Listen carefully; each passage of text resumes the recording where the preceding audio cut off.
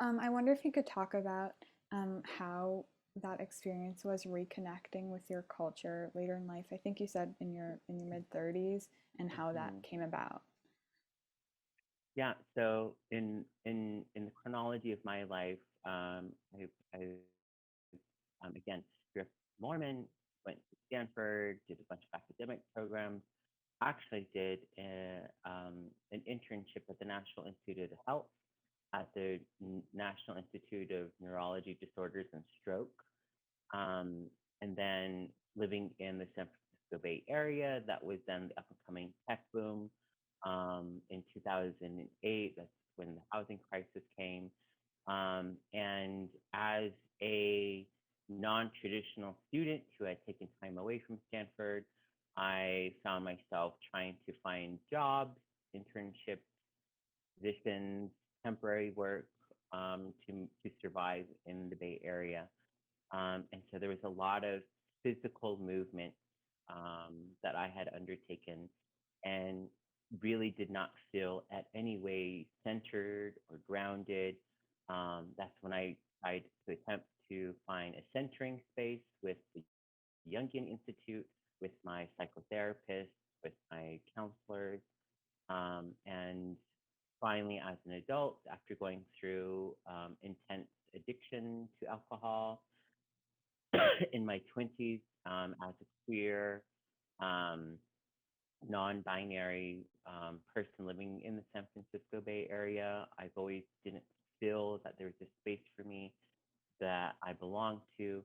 And so it was my returning home, my physical return home, that also reignited my spiritual return home.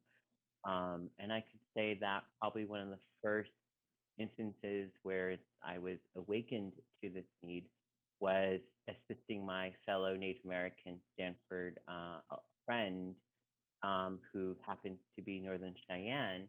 And in their culture, they are required to do 4 pilgrimages to their sacred mountain throughout their lifetime. And I was in the midst of addiction, and I was invited as a guest to cook food for their entire camp, which range anywhere from 10 to 30 people for over a course of 4 days. And when I found the physical space to with fellow Native American people, I found that that reawakened my need to return to my own traditional ways of spirituality. And so, for as a Navajo, and this is public information that I could share, as a Navajo, you have a set of tools. um, in the Maori language, the word for knowledge is basket or tete. So in my sort of basket that I created for myself as an adult, it includes corn pollen, which is a very sacred item. It's how we pray. There are very specific protocols that we use. Growing up, I never had these tools on my own. There was the gifting of sweetgrass and also burning of cedar that I use at regular intervals.